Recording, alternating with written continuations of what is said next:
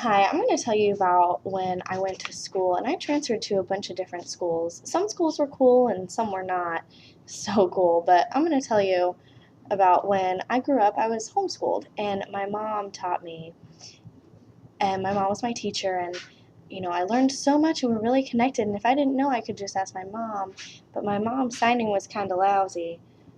But I learned sign from her, and I grew up deaf, and my friends were all deaf, and I'd contact them, and we would be all together, and I would learn a lot more that way. And my mom would see, and then see my signing, and then she decided to bring me to the deaf school, and I would commute, and I would go to school and then come home, and go to school and come home. So I commuted back and forth to school.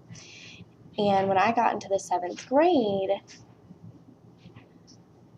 I really wanted to stay at school and live in the dorms because my friends were deaf and we could all socialize together, and I had to go home. So my parents, got together and decided that it would be okay for me to stay in the dorms. And after 1 year, my family moved to Texas.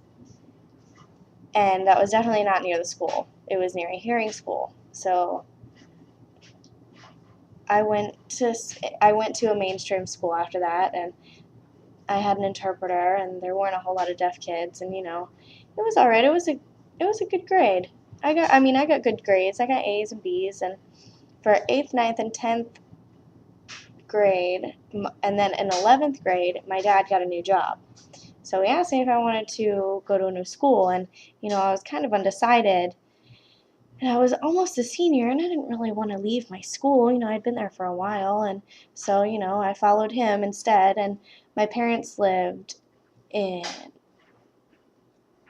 Louisiana, and I went to the deaf school there, and it was pretty cool because I got to socialize with a bunch of people, and I got to learn the different backgrounds of people, and it was really interesting that I got to travel with, or got to transfer different schools, because then I learned about the difference between hearing and deaf cultures and everything.